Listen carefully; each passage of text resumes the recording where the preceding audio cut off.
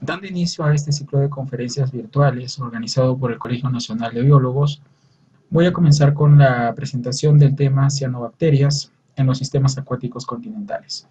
Mi nombre es Jean Anthony Salazar Torres, biólogo de profesión. A lo largo de esta exposición vamos a hablar de temas tales como definiciones generales de este grupo tan particular dentro del fitoplancton continental. Vamos a hablar sobre eutrofización y lo que trae consigo este proceso de enriquecimiento de los sistemas acuáticos continentales, tales como floraciones y cianotoxinas. También vamos a hablar un poco sobre dos ítems muy importantes que muchas veces nos permite explicar el por qué o no de la dominancia de cianobacterias en sistemas acuáticos. Y para terminar la presentación, vamos a tocar el ítem de biomanipulación. Básicamente lo que voy a hacer es realizar la exposición del tema de tesis realizado en mi maestría, que tuvo como eje justamente el tema de biomanipulación.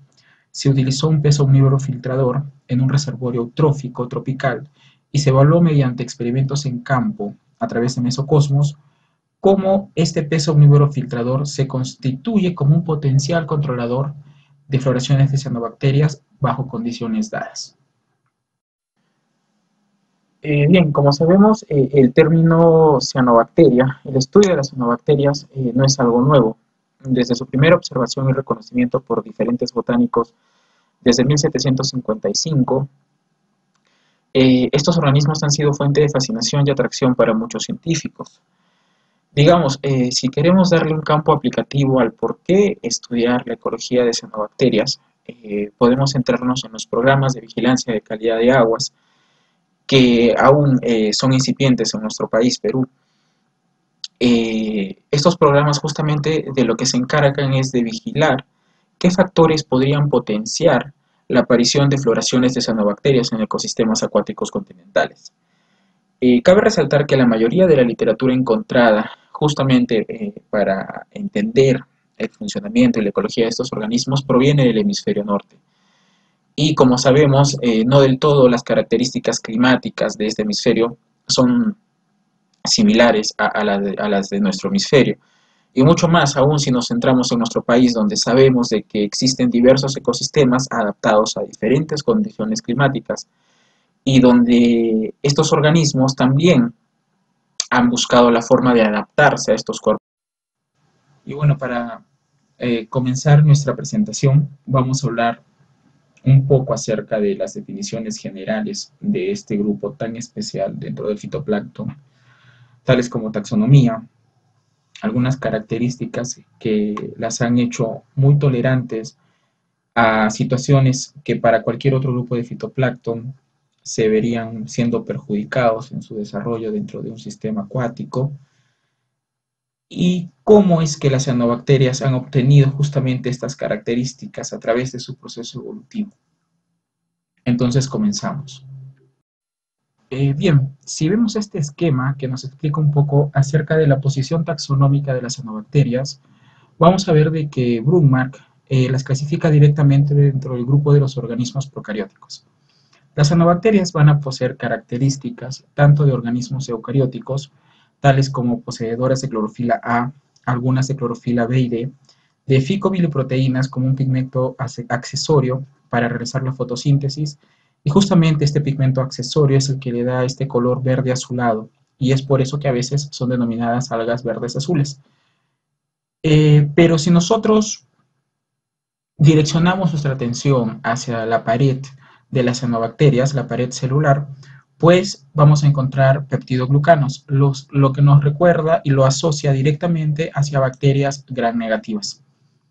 Las cianobacterias son un grupo muy particular por eso, porque poseen características de ambos grupos, tanto eucarióticos como procarióticos, pero estas características también las hacen únicas. Como mencioné, ellas también son conocidas como cianoprocariotas, cianofitas, mixoficias o algas verdes azules, y se van a constituir como un grupo de microorganismos procarióticos con dependencia del CO2 para producir oxígeno vía fotosíntesis. La presencia de las cianobacterias en la Tierra datan desde el periodo precámbrico, y durante un largo periodo de existencia han ido habitando fácilmente una gran variedad de ambientes, tanto como ambientes dulceacuícolas, salobres, marinos y terrestres. Esta exposición está dirigida directamente a lo que son ecosistemas continentales, que es donde ellas ocasionan determinados problemas cuando producen cianotoxinas, un tema que vamos a ver más adelante dentro de la exposición. Continuando con las definiciones generales de las cianobacterias, el autor Van de Hoek nos presenta estos cuadros donde nos hace referencia a los principales pigmentos que están presentes en el grupo de las cianobacterias. Como vemos, la clorofila A es el pigmento de mayor importancia, pero también posee otros pigmentos, tales como aldoficocianina, la misma ficocianina, la ficoritrina, en algunos casos. Las cianobacterias pueden crecer en condiciones no óptimas para el fitoplancton en general, gracias a su adaptabilidad a intensidades de luz bajas o extremadamente altas. Justamente esta diversidad que tienen las cianobacterias con respecto a los pigmentos les permite una alta adaptabilidad a diferentes intensidades de luz. Por ejemplo, el típico color verde-azul de las cianobacterias se va a deber a la presencia de pigmentos accesorios, como lo son las ficobilinas. La proporción de estos pigmentos puede ser alterada para aumentar la absorción de la luz en el espectro visible, que va de 400 a 700 nanómetros, como lo cita el autor Bonilla. Esta es una diferencia fundamental entre las cianobacterias y las algas eucarióticas, ya que las ficobilinas absorben la luz en un rango de longitud de onda en el que las algas eucarióticas, el fitoplancton, en general no van a poder hacerlo. Ahora, también acá les puedo nombrar de que las cianobacterias cuando forman blooms suelen ser más tolerantes a intensidades de luz altas. Si encuentran estas condiciones de intensidades de luz altas, ¿qué es lo que va a ocurrir? Ellas van a elevar su producción de carotenoides que las va a proteger de una fotoinhibición. Entonces, como vemos, ellas tienen justamente estos dos ejes para poder absorber intensidades de luz a bajas intensidades o a altas intensidades. Entonces ya vamos viendo cómo ellas han ido adoptando características a través de su proceso evolutivo que les ha permitido justamente potenciar sus características para poder dominar un sistema acuático continental. Bien, continuando con la exposición, mostramos este cuadro tomado del autor Likens, que nos permite ver a los 5 órdenes reconocidos dentro de las cianobacterias para agruparlas en un esquema taxonómico. Estos 5 órdenes son croococales, pleurocapsales, oscilatoriales, nostocales y estigonematales. La taxonomía es una ciencia en realidad muy dinámica y que se viene justamente actualizando constantemente. En una primera instancia, la clasificación de cianobacterias estaba referido básicamente a lo que es morfoespecie. Morfoespecie es un término referido a justamente clasificar a las cianobacterias en base a su morfología, su forma, sus tamaños. Pero actualmente la taxonomía utiliza evaluaciones moleculares para poder conseguir una clasificación mucho más fina dentro de los organismos, en este caso dentro de las cianobacterias. Por citar un ejemplo, desde el año 2009 se habla de un tipo de género Anabaena y un tipo de género Dolichospermum. Anteriormente era un único género, Anabaena. ¿Qué es lo que ocurrió? El tipo Anabaena ha quedado el término referido para las anabaenas que no desarrollan vesículas de gas y se mantienen en el bentos. Y el tipo Dolichospermum está referido a las cianobacterias, valga la redundancia, del tipo anabaena, que desarrollan vesículas de gas. Entonces, tenemos anabaenas que no desarrollan vesículas de gas y se mantienen en el bentos, van a continuar nombrándose con el género Anabaena. Pero para anabaenas que desarrollan vesículas de gas y se mantienen en el plancton, el nombre, el término adecuado es Dolichospermum.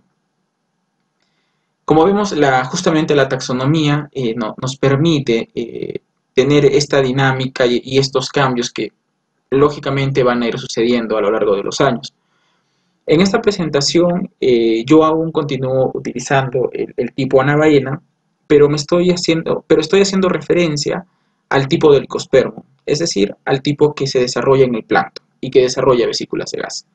Anabaena desde ya es un género muy importante dentro de las cianobacterias, porque junto con Microcystis han sido ampliamente reportados en floraciones de cianobacterias. Bien, entonces podemos definir a las cianobacterias como microorganismos acuáticos que poseen una serie de adaptaciones que han ido obteniendo a través de su proceso evolutivo, que las van a hacer únicas.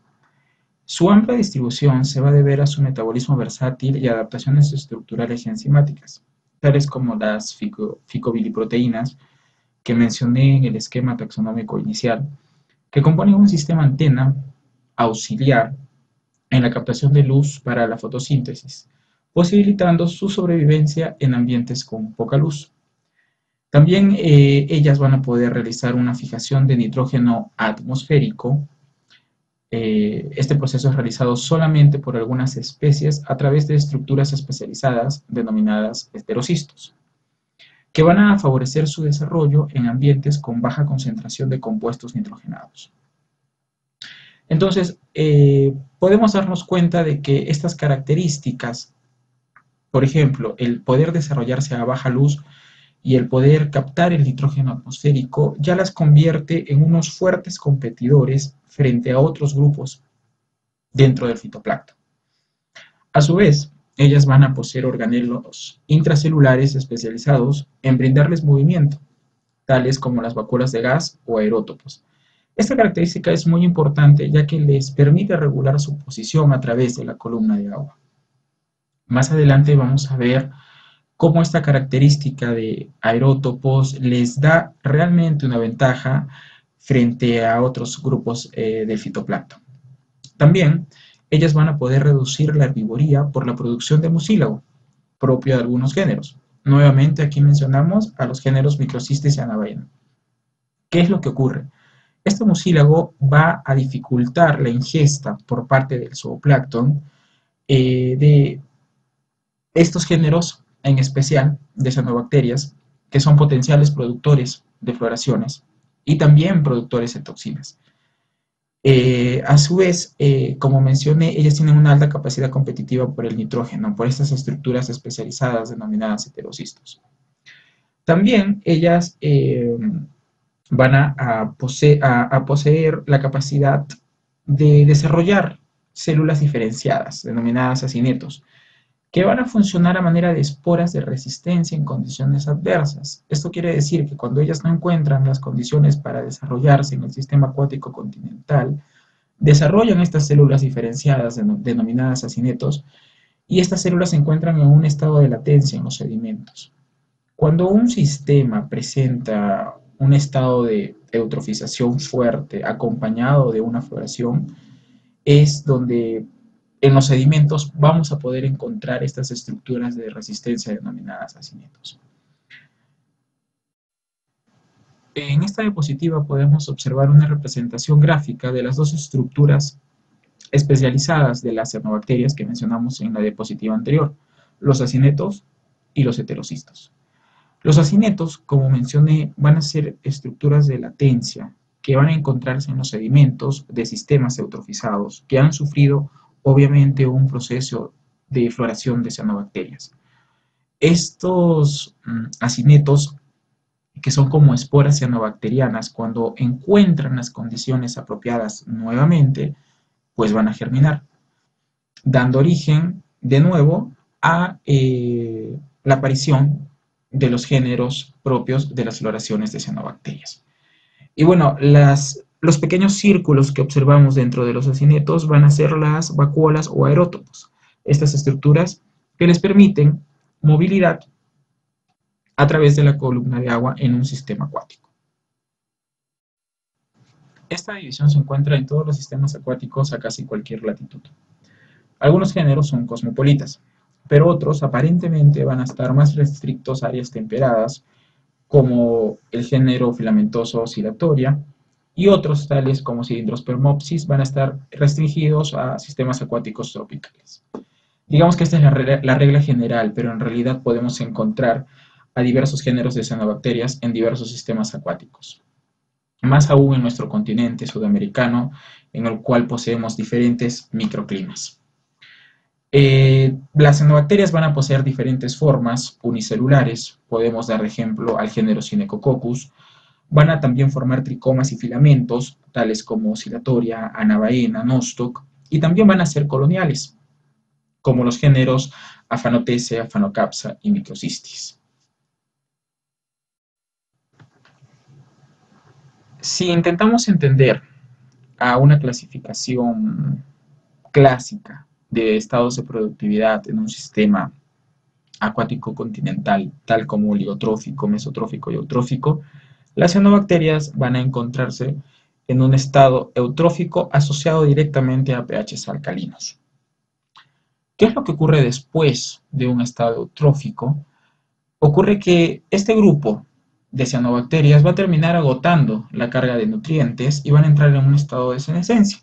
Y algunos estudios han mostrado que después de que ellas existan en un estado de eutrofización de elevada carga y de productividad, van a ir siendo reemplazadas por pequeñas clorofisas coloniales.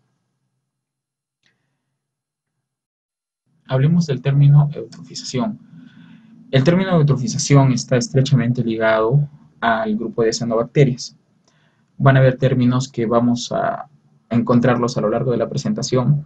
Uno de ellos es eutrofización, floraciones, cianotoxinas y géneros tales como Microcystis anabaenae.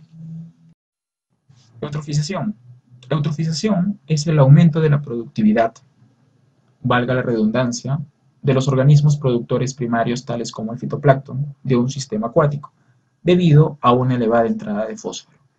Si bien es cierto, el nitrógeno y el fósforo son reconocidos como los principales productores de procesos de enriquecimiento en los sistemas acuáticos, el fósforo es el que ha tomado mayor protagonismo como el principal responsable de los procesos de eutrofización. ¿Qué es lo que ocurre cuando encontramos un proceso de enriquecimiento en un determinado sistema acuático? Las cianobacterias van a ser las primeras en desarrollarse ampliamente en el sistema, reduciendo la transparencia de agua. Aquí podemos hacer un pequeño hincapié. Cuando las cianobacterias coloniales son las que se desarrollan en el sistema, ellas van a reducir ampliamente la transparencia de agua, van a reducirla de manera considerable. Pero cuando hablamos de cianobacterias filamentosas, estas cianobacterias no logran reducir de una manera tan fuerte la transparencia del agua como sí lo hacen las cianobacterias coloniales. Bien, imaginemos que nos encontramos en un reservorio dominado por microcystis y en el cual se ha desarrollado un proceso de eutrofización. ¿Qué es lo que va a ocurrir? Esta reducción de transparencia les va a brindar una capacidad competitiva al reducir la entrada de luz a los organismos que habitan en los sedimentos, provocando ¿qué? La disminución de los mismos. Y no solo va a provocar la disminución de los organismos que se encuentran en los sedimentos, también les va a ofrecer una capacidad competitiva de los demás grupos de fitoplancton que se encuentran en la columna de agua de un reservorio, por mencionarlo.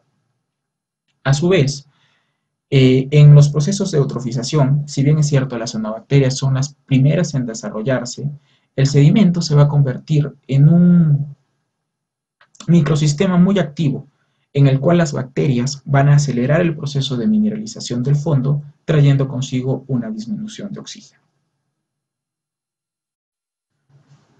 Varias cianobacterias tienen la capacidad de almacenar el exceso de fósforo como polifosfatos. Este almacenamiento interno permite su crecimiento a bajas concentraciones de este nutriente y las favorece en la competencia con otras comunidades de fitoplancton cuando justamente la disponibilidad de fósforo es baja. Esta es una característica muy especial de este grupo, ya que si bien es cierto, ellas son favorecidas frente a una elevada entrada de fósforo en un determinado ecosistema acuático, si esta entrada se restringe, ellas ya almacenaron el fósforo como polisfosfatos en su estructura, lo que les confiere obviamente una capacidad competitiva frente al resto de los grupos fitoplanctónicos. A su vez podemos decir que las floraciones de cianobacterias van a culminar en alteraciones en los aspectos organolépticos del agua, como en mala apariencia y un olor desagradable. Más adelante vamos a ver que existen determinados compuestos químicos que causan olores en el agua cuando se desarrolla una floración cianobacteriana. Y esta floración obviamente va a causar daños ecológicos y también para la salud humana. Las cianotoxinas pueden ser transferidas, digamos, de un embalse eutrofizado en el cual existe una presencia elevada de cianobacterias Y si no ha sido adecuadamente identificado y tratado, estas cianotoxinas pueden ser transferidas al agua potable, causando un severo daño a la salud humana. Bien, y al hablar de temperaturas óptimas para generar elevadas tasas de crecimiento de cianobacterias, a menudo estas temperaturas van a encontrarse por encima de los 25 grados centígrados o a temperaturas superiores. En este ítem nos puede llamar la atención, por ejemplo, lo que está ocurriendo actualmente con el calentamiento global. El calentamiento global ha merecido cierta llamada de atención por parte de los investigadores, ya que puede ser una de las causas del aumento de la temperatura del agua. Si la temperatura del agua aumenta, digamos, por encima de los 25 grados centígrados, va a ocurrir un proceso de eutrofización y las cianobacterias van a verse favorecidas frente a este evento. Bien, y frente también a esta condición, podemos decir que las cianobacterias filamentosas del grupo Oscillatoria y Planktotris van a tener bajos requerimientos de luz, y esto les va a permitir llegar a ser dominantes sobre las algas verdes y diatomeas en condiciones de luz limitada. El término eutrofización es un término muy familiar para nosotros, lo hemos leído y escuchado innumerables veces. Básicamente es un término que está referido al enriquecimiento de un sistema acuático por dos tipos de nutrientes, nitrógeno y fósforo. Eutrofización va a ser un tema que lo va a tratar una colega dentro de este ciclo de conferencias virtuales. Y bueno, es válido resaltar que en la región Asia-Pacífico el 54% de los lagos son eutróficos y en nuestra región el 41%. Tenemos que resaltar que esta cita es de 1999. Actualmente, de hecho, este porcentaje ha ido en aumento. Eutrofización es muy importante, es un término muy importante cuando hablamos de ecología de cianobacterias, porque este proceso de enriquecimiento favorece a la aparición de cianobacterias. Entonces es importante reconocerlo y saber si está presente en nuestros sistemas acuáticos continentales.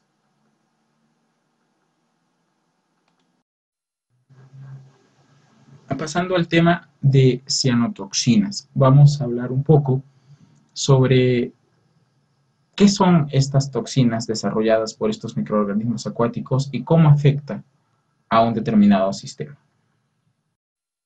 Hasta este punto de la exposición hemos venido escuchando el término bloom y floración. Vamos a definir este término. El término floración no solo está relacionado a una elevada biomasa fitoplanctónica. Generalmente el término bloom y floración va a ser justamente una elevada biomasa fitoplanctónica, pero dominada por una o más especies de microalgas. Pueden generarse una floración de diatomeas, puede generarse una floración de dinoflagelados o un bloom de cianobacterias, eje de nuestra exposición. La literatura generalmente menciona que cuando encontramos un número elevado de más de 20.000 células por mililitro, podemos encontrarnos frente a un bloom. También encontramos el término bloom superficial, y este va a estar referido a microorganismos que pueden flotar o tengan la capacidad de moverse en la columna de agua. Generalmente esta definición es directamente aplicable a las cianobacterias. Recordemos, una de las características que hacen únicas a este grupo es el que poseen vacuolas de gas o aerótopos que les permite regular su posición vertical a través de la columna de agua. Justamente el número que les mencionaba de 20.000 células por litro es dado también por la Organización Mundial de la Salud como un número que nos debería poner en un estado de alerta. Brasil, un país muy desarrollado en cuanto al estudio de floraciones de cianobacterias, también nos da un número similar, entre 10.000 y 20.000 células por mililitro. Por ejemplo, si nosotros tenemos este número de células por mililitro en un reservorio, pues debería ponernos, como mencioné, en un estado de alerta, porque si no se le da un adecuado manejo, podrían llegar estas cianotoxinas que son formadas en las floraciones directamente al consumidor. Una definición clásica de toxinas es la siguiente. Son productos microbianos o componentes que pueden dañar o alterar a otros organismos en bajas concentraciones. Las cianobacterias van a producir compuestos potentes, tales como microcistinas, saxitoxinas y anatoxinas, que causan lesiones en los vertebrados a bajas concentraciones. Ha sido demostrado que el desarrollo embrionario de los peces puede verse afectado durante la exposición a las microcistinas en concentraciones de 0,5 a 13 microgramos por litro, y esta concentración es la que puede encontrarse en lagos y embalses eutrofizados. El éxito de la aparición de una floración bacteriana va a depender de la estratificación de la columna de agua. Esto por lo general ocurre en periodos de altas temperaturas y poco régimen de mezcla. Cuando existe falta de lluvias, cuando las temperaturas son elevadas, las cianobacterias tienen las condiciones dadas para poder ser dominantes en ese cuerpo acuático. Recordemos, las cianobacterias también poseen la característica de tener vacuolas de gas o aerótopos, y esto les confiere movilidad a través de la columna de agua, dándoles una ventaja frente a otros grupos fitoplanctónicos que no pueden dislocarse a través del cuerpo acuático. Como un dato adicional, también podemos decir que otros microorganismos tales como Botryococcus y Euglena también van a ser potenciales formadores de blooms en sistemas acuáticos continentales. Es importante resaltar que en un determinado sistema, en un determinado cuerpo acuático, es muy importante realizar un monitoreo anual, de ser posible, de la comunidad fitoplanctónica para poder evaluar qué divisiones están dominando el sistema acuático y en qué momento sus concentraciones pueden ya representar un bloom. Y obviamente dar un enfoque un poco más fuerte a la división de las cianobacterias, que son las potenciales productoras de cianotoxinas. Bien, las principales cianobacterias formadores de floraciones justamente van a ser las poseedoras de aerótopos. Tenemos dentro de ellas a las filamentosas, que van a ser Anabaena, Phanizomenon, oscilatoria, y a las no filamentosas o a las cianobacterias coloniales, a la ya muy conocida microcistis, incluso Gonfosfaeria y Celosfaerium. Pero no olvidemos que Microcistis es el género más reconocido dentro de las floraciones de cianobacterias. Cuando se produce una floración, el sistema acuático también va a comenzar a tener un olor característico. Compuestos tales como la geosmina y el 2-metil-isoborneol van a ser compuestos que se desarrollan a raíz de una floración cianobacteriana. El primer compuesto, la geosmina, le va a conferir, por decirlo así, al sistema acuático un olor térreo, y el 2-metil-isoborneol le va a conferir un olor a moho. Si una floración cianobacteriana se ha producido en un embalse y este no ha sido identificado, estos olores, estos compuestos, pueden ser transferidos directamente al agua potable, reduciendo evidentemente y afectando, mejor dicho, la calidad del agua potable que llega al consumidor. Entonces, acá tenemos otra razón muy importante del por qué realizar un monitoreo de floraciones cianobacterianas. Los géneros claves productores de cianotoxinas son Anabaena, Aphanizomenon, Coelentospermoxis, Limbia, Microcistis, Nodularia, Nostoc y Planctotis. Estos géneros pueden producir una amplia variedad de diferentes compuestos tóxicos que generalmente son clasificados en hepatotoxinas, obviamente afectan el hígado, neurotoxinas, afectando el sistema nervioso, y las dermatotoxinas, pudiendo causar algún tipo de dermatitis en el sistema cutáneo. Los géneros más abundantes en aguas continentales van a ser los tres géneros mostrados en esta diapositiva. La microcistina, una cianotoxina muy estudiada alrededor del mundo, va a poseer alrededor de 71 variedades estructurales. Y la variante LR es considerada como una de las más tóxicas, con un CL50 estimado de 50 microgramos de microcistina por kilogramo de peso corporal. Es decir, esta cantidad de 50 microgramos ya está afectando directamente a un organismo vivo. Cuando hablamos de floraciones de cianobacterias, obviamente no es un término nuevo. Desde el año de 1833, por ejemplo, en Dinamarca, ya han sido reportados blooms que han ocasionado muertes de animales. Asimismo, en el año de 1878, en el sur de Australia, en un lago, Nodularia spumigena ya fue identificada también como la responsable por muerte de ganado.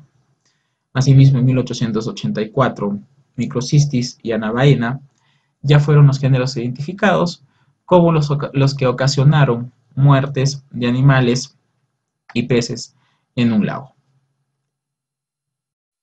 Y si ya nos posicionamos en la actualidad, vemos de que ya la cianotoxina ha sido identificada, en este caso la microcistina, como una de las principales responsables de muerte de ganado que habitan en estos sistemas acuáticos.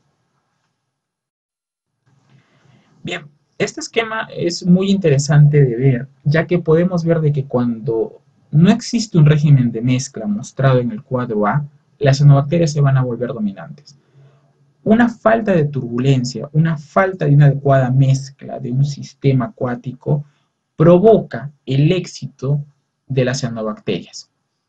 Por el contrario, en el cuadro B vemos que si existe un adecuado régimen de mezcla, pues las cianobacterias ya no van a ser dominantes.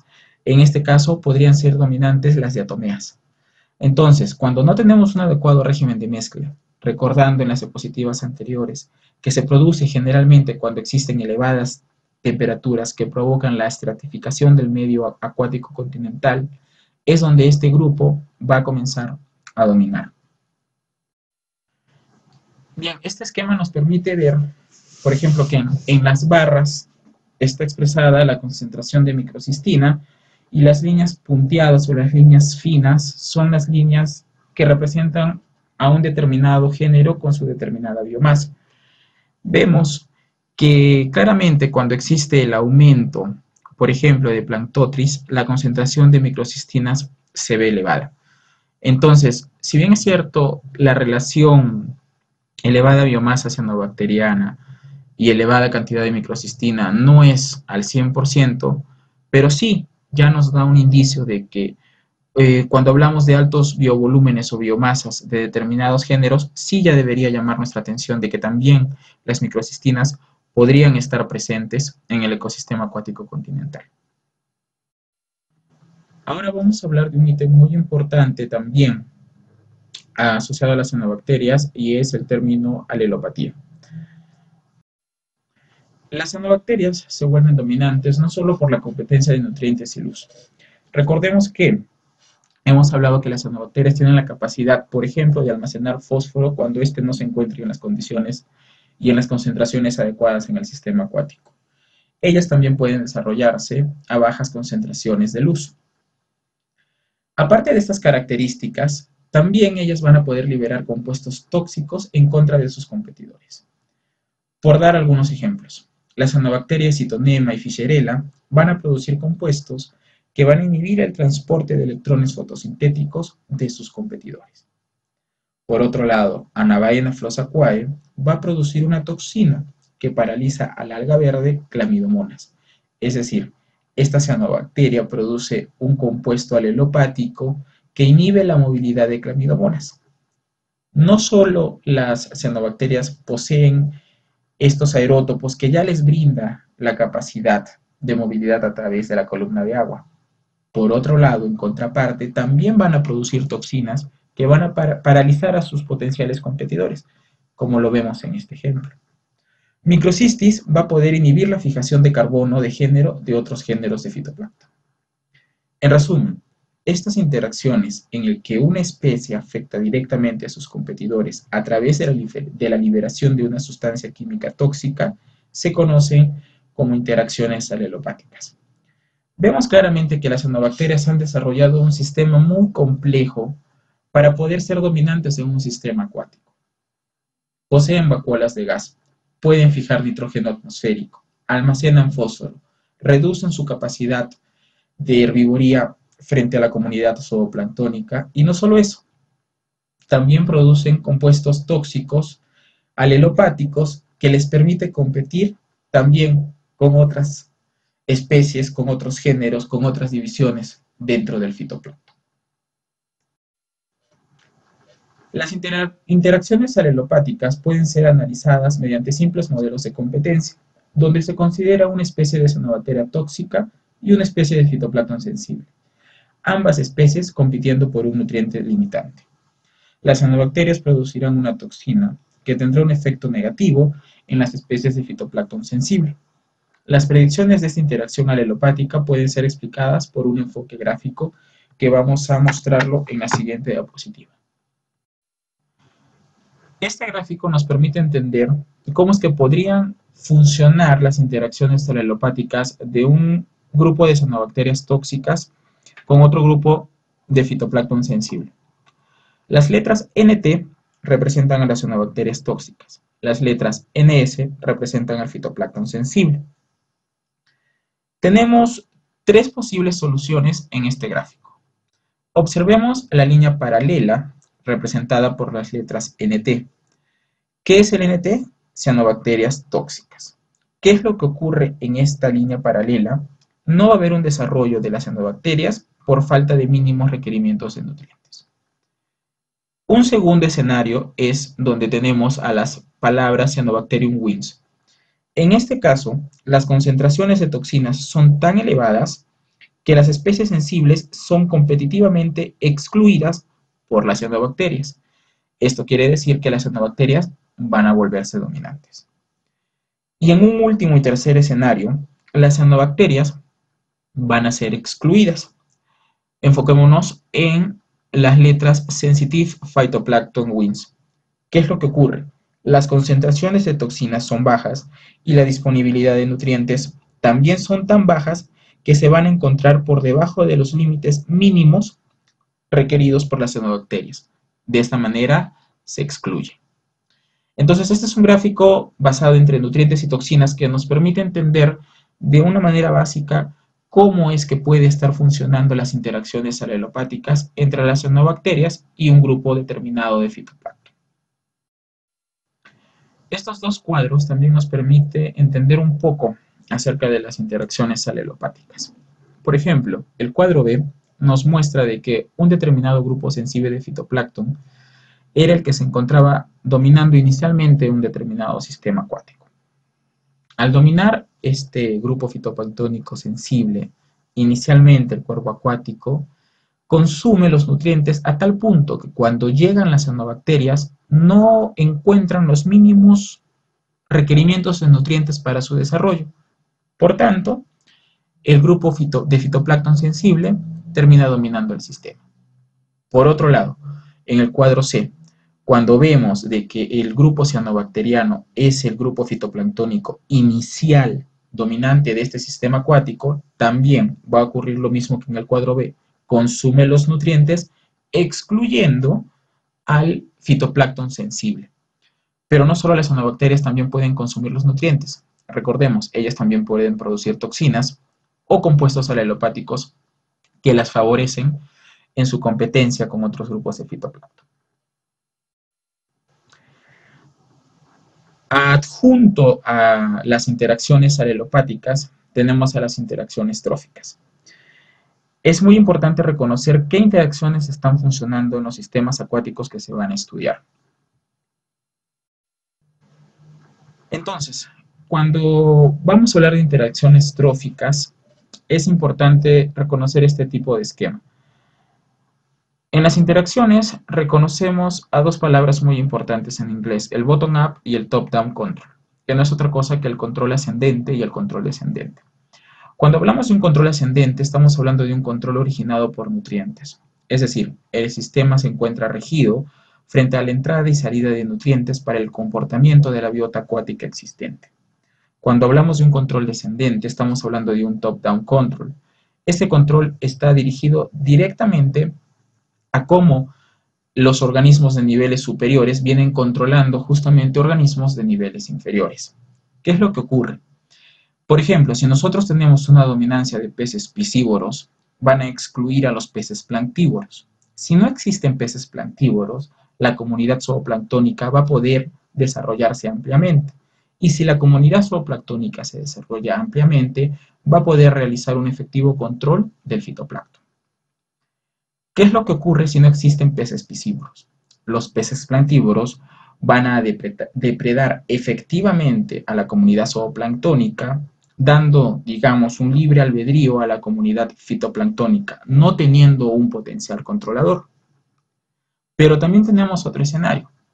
En los ecosistemas tropicales y subtropicales existen peces omnívoros filtradores. Estos peces no solamente consumen a la comunidad zooplanctónica, también pueden consumir el fitoplancton. Entonces, es muy importante reconocer todos los niveles tróficos existentes en un ecosistema acuático para poder entender cómo es que están funcionando los diferentes niveles, quién está direccionando a quién, qué controles son los más importantes y cómo están afectando a la completa cadena trófica que se encuentra en un determinado sistema. La riboría ejercida por especies, por ejemplo, de zooplancton como Daphnia, son importantes en las comunidades fitoplanctónicas en los ecosistemas de agua dulce. Recordemos, si no existe una presión efectiva de peces planctívoros sobre la comunidad zooplanctónica, esta comunidad podría ejercer un control sobre la comunidad del fitoplancton. Daphnia puede consumir en forma eficiente fitoplancton que no excede un tamaño de alrededor de 50 micras de diámetro. Pero, ¿qué ocurre? Algunas cianobacterias coloniales y filamentosas son mucho más grandes que 50 micras y por eso pueden experimentar una presión de consumo mucho menor en comparación con otras algas planctónicas. Este es en el caso que Daphnia fuera el organismo zooplanctónico dominante del ecosistema acuático continental. Ocurre que en nuestros sistemas tropicales y subtropicales, Daphnia no es el organismo zooplanctónico dominante. Entonces nosotros tenemos que intentar entender cómo es que los copépodos, calanoides y ciclopoides y los rotíferos, que son los organismos zooplanctónicos más importantes en las regiones tropicales, cómo ellos están interactuando con el fitoplancton, cómo una comunidad de peces está afectando al zooplancton a nivel de diferentes presiones, o cómo un pez también puede estar afectando no solo al zooplancton, también al fitoplancton. Hablando de los copépodos. Los copépodos van a ser capaces de llegar a constituir una gran biomasa en los sistemas acuáticos dominados por cianobacterias en los trópicos. En general, los copépodos son altamente selectivos en su alimentación. Pueden discriminar por tamaño, sabor y toxicidad de sus presas. Estudios indican que los copépodos pueden utilizar las señales relacionadas con la toxicidad para evitar la ingestión de sustancias tóxicas de Cylindrospermopsis raciborski. Hay un estudio que justamente también les dejo adjunto en esta presentación, el cual muestra que los copépodos pueden evitar la ingestión de Cylindrospermopsis que muestra una elevada concentración de cilindrospermopsina. Es decir, ellos pueden discriminar a microorganismos acuáticos fitoplanctónicos que obviamente pueden causarles daños. Sin embargo, la mayoría de los trabajos sobre las interacciones zoo-océano se han centrado en grandes herbívoros, Daphnia, por su potencial control de las floraciones de cianobacterias. Pero recordemos que Daphnia no es el organismo fitoplanctónico dominante en nuestros sistemas.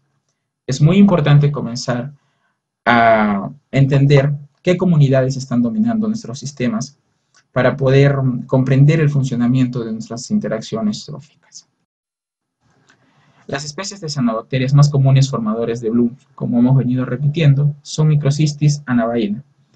Pero en este caso vamos a darles el enfoque de que ellas van a formar colonias de gran tamaño y por lo tanto son difíciles de ingerir para el zooplancton. Las comunidades de zooplancton expuestas a cianobacterias tóxicas pueden mostrar una reducción de su crecimiento y reproducción, dependiendo de la concentración de toxinas existentes en el medio acuático. Entonces, veamos qué interesante es entender cómo funciona un sistema acuático. Por un lado tenemos que las cianobacterias van a producir toxinas y van a afectar a la comunidad zooplanctónica porque ellos van a comenzar a reducir su crecimiento y su reproducción. Por otro lado, vemos que los copépodos ya se han especializado y se han vuelto selectivos en cuanto a su ingestión de comunidades cianobacterianas que dominan un determinado sistema. Entonces, recalco, es muy importante entender cuáles son las interacciones y qué niveles tróficos está formado un determinado sistema para entenderlo como tal. Este esquema es muy interesante ya que nos muestra cómo los rotíferos, los copépodos calanoides y diferentes tamaños de Daphnia pueden preferir determinadas partículas para ser ingeridas. Vemos que van los rotíferos desde partículas de 0.5 micras hasta 47 micras. Las cianobacterias, por lo general coloniales, poseen tamaños mayores a 50 micras. Entonces, el zooplancton no estaría ejerciendo una efectiva presión de herbivoría frente a una comunidad cianobacteriana. Muy ligado al tema de interacciones tróficas, y para ya terminar esta presentación, es el tema de biomanipulación. Voy a realizar una presentación del tema de tesis que desarrollé en la Universidad Federal de Río de Janeiro, la cual me permitió entender justamente cómo funciona una cadena trófica tropical en Brasil. Pero antes de pasar a la explicación de este experimento realizado en Río de Janeiro, vamos a dar unas pequeñas definiciones de lo que es biomanipulación. La trama trófica de un sistema natural involucra a todos sus organismos y sus interacciones, como venimos mencionando. La modificación de sus componentes puede tener efectos drásticos en la comunidad y llevar al desarrollo de floraciones de cianobacterias. Los lagos eutróficos son muy susceptibles al desarrollo de floraciones de cianobacterias. Además, la desaparición de peces nativos o la introducción de especies foráneas o invasoras, como por ejemplo lo es tilapia, pueden favorecer aún más a este proceso, inclusive provocando cambios catastróficos en toda la cadena trófica. Es por eso que es muy importante entender y sobre todo conocer cómo está funcionando las cadenas y las interacciones tróficas en un sistema acuático. ¿Qué es la biomanipulación? La biomanipulación es una medida de mitigación en la cual se altera de forma deliberada la densidad de ciertas especies para llevar al sistema hacia un estado deseado, como en este caso la ausencia de cianobacterias. En la mayoría de los casos, involucra el aumento de la proporción de peces piscívoros versus planctívoros, remoción de planctívoros e introducción de piscívoros, o el restablecimiento de plantas sumergidas que favorecen el crecimiento del fitoplancton y por ende el control de fitoplancton. Bueno, entonces dando inicio a la exposición de un caso práctico de biomanipulación, voy a realizar la presentación del tema de investigación realizado en la maestría y el cual logramos publicar de manera efectiva el año pasado en la revista Hidrobiología. El título del paper fue las cianobacterias son controladas por un pez omnívoro filtrador, en este caso tilapia de un hilo, en un reservorio eutrófico tropical.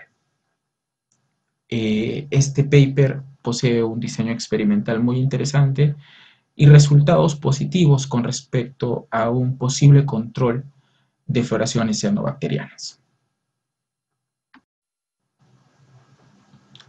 Bien, este es el diseño experimental utilizado en el estudio de biomanipulación, donde los cilindros verdes muestran a los mesocosmos y los cilindros celestes son cámaras permeables. En los mesocosmos, lo que se quería era evaluar el efecto total de un pez omnívoro filtrador, Oreochromis niloticus o tilapia del Nilo, en el cual la literatura ya nos mostraba que podía tener un potencial efecto controlador de las cianobacterias, de floraciones de cianobacterias por el bajo pH gástrico que posee la tilapia del Nilo. Entonces, se tomaron 3 cilindros o 3 mesocosmos como un grupo control, en el cual fue confinado fito total, zoo total y pez. El fito y el zoo proviene directamente del agua de un embalse eutrofizado y en el cual se introdujo un espécimen adulto de Oreochromis niloticus. Y el grupo control constaba de 3 mesocosmos solamente con la comunidad planctónica de fito total y zoo total. Entonces tenemos un grupo de tratamiento en el cual vamos a ver cómo este pez omnívoro afecta a la comunidad planctónica y en el grupo control vamos a ver cómo se comporta esta comunidad sin la presencia de este pez. Entonces tenemos un efecto total de Oreochromis niloticus sobre la comunidad planctónica. En las cámaras celestes se evaluó el ciclo de nutrientes. Es conocido de que la excreción de nutrientes por parte de los peces también enriquece el sistema y también promueve el desarrollo de las floraciones de cianobacterias. Entonces teníamos que encontrar cómo medir el efecto de excreción de Oreochromys niloticus frente a una comunidad confinada dentro de los mesocosmos y ver si esta comunidad iba en aumento o no, si los nutrientes excretados por este pez afectaban directamente a la comunidad planctónica confinada dentro de estas cámaras. Obviamente el pez no tenía acceso a estas cámaras permeables, el pez tenía acceso a la comunidad planctónica solamente de los cilindros verdes, que son los mesocosmos. Entonces, en esta foto podemos ver de una forma mucho más gráfica cómo es que se montaron estos mesocosmos y estas cámaras permeables. Ambas líneas están señalando los dos objetos de estudio. Incluso se utilizaron botellas plásticas para poder dar flotabilidad a este mesocosmos dentro de este reservorio eutrófico tropical. Los mesocosmos son estructuras muy interesantes para ser utilizadas en experimentos en campo. Y justamente realizar experimentos en campo también hace mucho más interesante una investigación porque tiene las condiciones naturales del sistema. Vemos claramente cómo estas natas verdes están en este reservorio eutrofizado, generalmente por el género Microcystis. Y bueno, fue a través de estas estructuras que se consiguió evaluar cómo estaba funcionando este sistema trófico, cómo funcionaban las interacciones tróficas en este sistema eutrófico tropical. Lo que ocurrió fue lo siguiente. En el grupo control, en el cual no teníamos directamente un pez afectando a la comunidad planctónica, vemos que el agua continuaba verde, continuaba siendo dominada por cianobacterias. Pero en el grupo tratamiento, y espero sí dé para diferenciarse, vemos que el agua que se encuentra dentro del mesocosmos está más clara. Es decir, Tilapia del Nilo consiguió efectivamente digerir a las comunidades cianobacterianas que se encontraban confinadas dentro de este mesocosmos. Los resultados son evidenciados en el siguiente gráfico, resumen. Vemos que en el medio ambiente, es decir, la comunidad planctónica que se encontraba naturalmente en el reservorio, también existió una caída de la comunidad fitoplanctónica. ¿Pero por qué ocurrió esto? Porque justamente en el periodo de evaluación los niveles de reservorio comenzaron a caer porque se abrieron las compuertas de este reservorio. Pero bueno, nosotros teníamos aislada ya la comunidad dentro de los mesocosmos. En el mesocosmos control, es decir, en el cilindro verde donde se encontraba la tilapia, vemos que existió una reducción de las cianobacterias ocasionada obviamente por una falta de entrada de nutrientes. Pero en el grupo tratamiento, representada por este icono de pez, vemos que existió una caída significativa de la comunidad cianobacteriana. Es decir, dentro de los mesocosmos, la tilapia consiguió reducir efectivamente a la comunidad de cianobacterias. Eso ocurrió en los mesocosmos, donde se evaluó el efecto total de este pez sobre la comunidad fitoplanctónica. ¿Y qué ocurrió en las cámaras permeables? En las cámaras permeables lo que se quiso evaluar fue la excreción de nutrientes por parte del pez y cómo interactuaba con la comunidad fitoplanctónica y zooplanctónica aislada dentro de estas cámaras. Vemos de que no hubo un efecto frente a estas comunidades, no existió un efecto directo por parte de la excreción del pez sobre la comunidad confinada dentro de estas cámaras. Bien, hemos hablado de lo que es biomanipulación, pero no solo existe estos mecanismos para lograr una remoción de cianobacterias. Por ejemplo, van a existir diferentes tipos de medidas mostradas en el siguiente cuadro, tomados de Bonilla en el año 2009, que pueden ser aplicadas también con el objetivo de remover cianobacterias. Es un cuadro resumen en el cual podemos citar que se pueden utilizar medidas tales como aplicación de herbicidas en etapa temprana o inicial de la floración. Y su objetivo particular va a ser evitar el crecimiento exponencial de la floración. Y solo va a ser recomendable en floraciones incipientes, previo a la mayor producción de toxinas. También tenemos a la aplicación de floculantes o coagulantes, como el sulfato de aluminio o de cobre. que forman partículas de mayor tamaño para retenerlas en filtros o extraerlas por métodos mecánicos. Hay que tener mucho cuidado con la aplicación del sulfato de cobre, ya que en diversos estudios se ha demostrado que el sulfato de cobre puede ocasionar la lisis de las cianobacterias, obviamente provocando la liberación de las cianotoxinas. Es más, el sulfato de cobre ya no es muy utilizado en los reservorios, porque puede tener este efecto nocivo eh, al liberar las cianotoxinas, que son toxinas intracelulares de estos microorganismos. Por otro lado, también tenemos una remoción de las cianobacterias por métodos mecánicos. Tenemos medidas tales como filtración lenta en filtros de arena, y el objetivo de esto es retener las células enteras antes que liberen toxinas. La filtración lenta también elimina toxinas. La aspiración del agua por bombeo y traslado. Su objetivo es remover las floraciones que se acumulan en superficies o en áreas de exposición de población o de animales. También tenemos el aislamiento de la zona afectada mediante la instalación de barreras de contención. Impedir el avance de las floraciones hacia zonas de uso en recreación o potabilización. Esto va a ser aplicable sobre todo a floraciones que son acumulativas. También tenemos por otro lado la remoción de las cianotoxinas extracelulares, con métodos de absorción de carbono activado en polvo o granulado, que nos sirve para atrapar moléculas tóxicas y otras que causan olor o sabor en las partículas de carbono. También tenemos métodos de desinfección con ozono, peróxido de hidrógeno en baja concentración o cloro, que tiene como objetivo degradar las moléculas de cianotoxinas. Debe controlarse la formación de trialometanos como residuo de tratamientos de cloro. Bien, para ir finalizando esta presentación, cito dos párrafos tomados del autor Bonilla que ilustran perfectamente la importancia del por qué estudiar ecología de cianobacterias en nuestra región. Para una exitosa implementación de programas de control de cianobacterias, es necesario conocer su biología y ecología, así como el funcionamiento e historia del cuerpo de agua a estudiar y las características propias del país y la región. Además, es necesario poner a prueba y reformular las estrategias desarrolladas en zonas templadas del hemisferio norte para su aplicación exitosa en nuestros sistemas, ya que poseen distintas características ecológicas.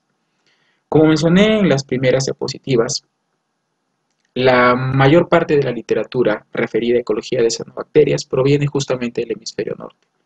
Entonces queda en nosotros los investigadores poder poner a prueba, como menciona el autor, y reformular estas estrategias, esta información que ha sido generada en el hemisferio norte para poder aplicarla en nuestra región.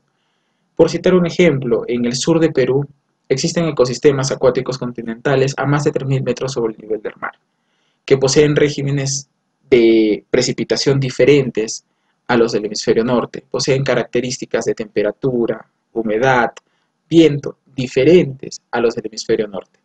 Entonces, es necesario comenzar a generar ciencia, en este caso por parte de ecología del fitoplancton continental, con énfasis en cianobacterias, para poder entender el funcionamiento de estos organismos adaptados a estas condiciones climáticas, adaptados a esta altura, adaptados a diferentes parámetros abióticos que están presentes en este tipo de sistemas en nuestra región.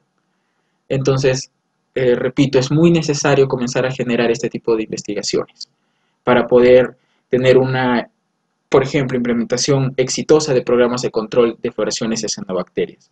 Identificar qué parámetros en este tipo de sistemas acuáticos, bajo sus propias condiciones, podrían estar potenciando una aparición de floración de cianobacterias.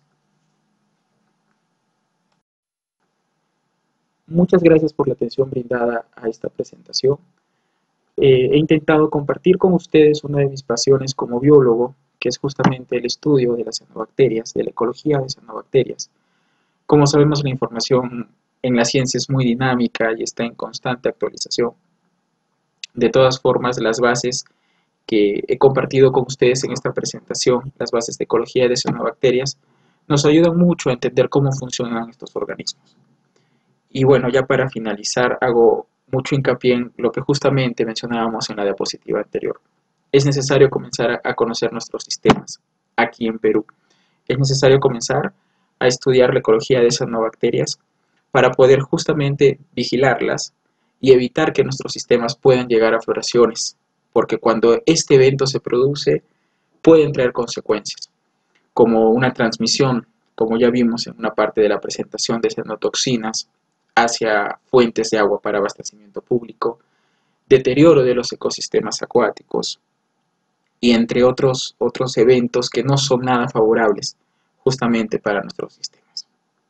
Nuevamente, muchas gracias por la atención brindada.